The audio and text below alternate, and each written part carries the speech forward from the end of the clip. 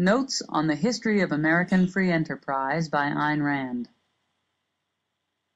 If a detailed factual study were made of all those instances in the history of American industry which have been used by the statists as an indictment of free enterprise and as an argument in favor of a government-controlled economy, it would be found that the actions blamed on businessmen were caused, necessitated, and made possible only by government intervention in business. The evils popularly ascribed to big industrialists were not the result of an unregulated industry, but of government power over industry. The villain in the picture was not the businessman, but the legislator. Not free enterprise, but government controls. Businessmen were the victims, yet the victims have taken the blame and are still taking it, while the guilty parties have used their own guilt as an argument for the extension of their power, for wider and wider opportunities to commit the same crime on a greater and greater scale. Public opinion has been so misinformed about the true facts that we have now reached the stage where, as a cure for the country's problems, people are asking for more and more of the poison which made them sick in the first place. As illustration, I will list below some examples which I have found in the course of my research into the history of just one industry, the American railroads. One of the statists' arguments in favor of government controls is the notion that American railroads were built mainly through the financial help of the government, and would have been impossible without it. Actually, government help to the railroads amounted to 10% of the cost of all the railroads in the country, and the consequences of this help have been disastrous to the railroads. I quote from The Story of American Railroads by Stewart H. Holbrook. In a little more than 2 decades, 3 transcontinental railroads were built with government help. All 3 wound up in bankruptcy courts, and thus when James Jerome Hill said he was going to build a line from the Great Lakes to Puget Sound without government cash or land grant, even his close friends thought him mad.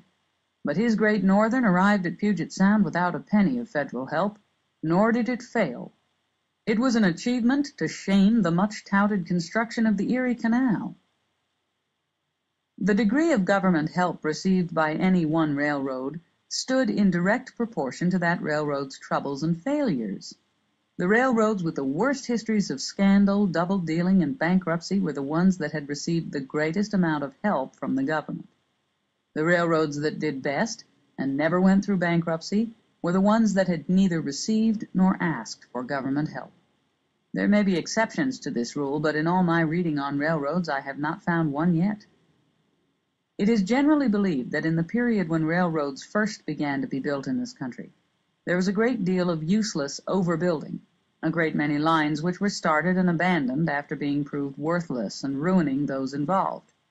The statists often use this period as an example of the unplanned chaos of free enterprise.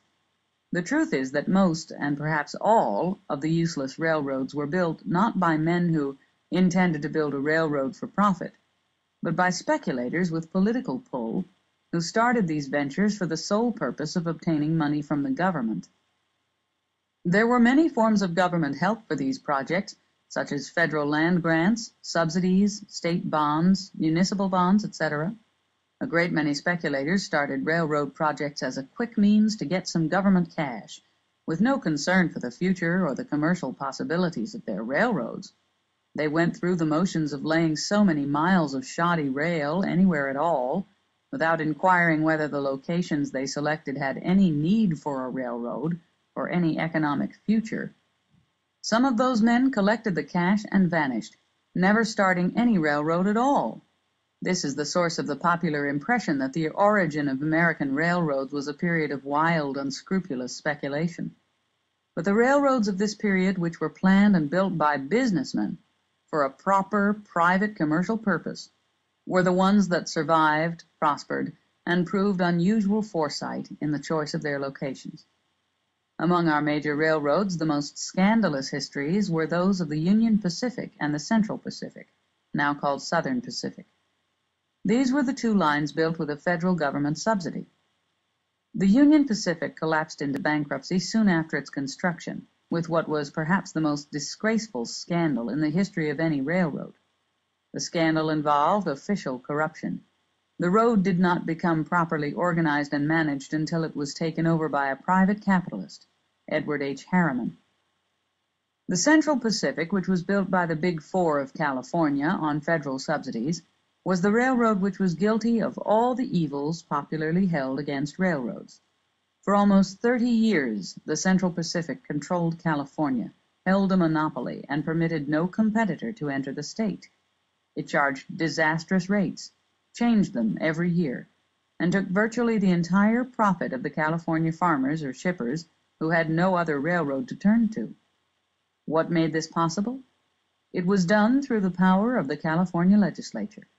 The Big Four controlled the legislature and held the state closed to competitors by legal restrictions, such as, for instance, a legislative act which gave the Big Four exclusive control of the entire coastline of California and forbade any other railroad to enter any port. During these 30 years, many attempts were made by private interests to build competing railroads in California and break the monopoly of the Central Pacific. These attempts were defeated not by methods of free trade and free competition, but by legislative action. This 30-year monopoly of the Big Four and the practices in which they engaged are always cited as an example of the evils of big business and free enterprise. Yet the Big Four were not free enterprisers. They were not businessmen who had achieved power by means of unregulated trade. They were typical representatives of what is now called a mixed economy.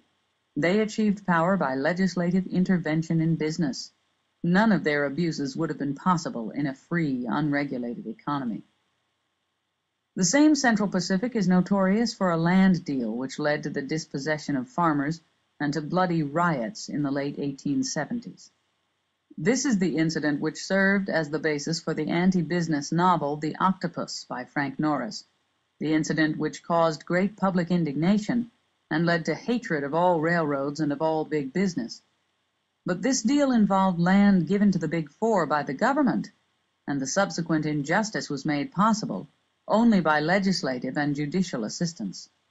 Yet it was not government intervention in business that took the blame, it was business.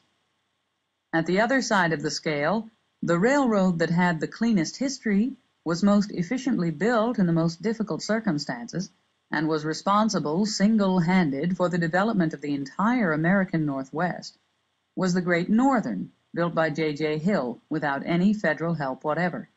Yet Hill was persecuted by the government all his life under the Sherman Act for being a monopolist. The worst injustice has been done by popular misconception to Commodore Vanderbilt of the New York Central. He's always referred to as an old pirate, a monster of Wall Street, etc., and always denounced for the alleged ruthlessness of his Wall Street activities. But here is the actual story. When Vanderbilt began to organize several small, obscure railroads into what was to become the New York Central System, he had to obtain a franchise from the city council to permit his railroad, the New York and Harlem, to enter New York City. The council was known to be corrupt, and if one wanted a franchise, one had to pay for it, which Vanderbilt did. Should he be blamed for this, or does the blame rest on the fact that the government held an arbitrary, unanswerable power in the matter, and Vanderbilt had no choice? The stock of his company went up once it was known that his railroad had permission to enter the city. A little while later, the council suddenly revoked the franchise, and the Vanderbilt stock began to fall. The aldermen, who had taken Vanderbilt's money, together with a clique of speculators, were selling the Vanderbilt stock short. Vanderbilt fought them and saved his railroad. His ruthlessness consisted of buying his stock as fast as it was being dumped on the market, and thus preventing its price from crashing down to the level that the short sellers needed. He risked everything he owned in this battle, but he won. The clique and the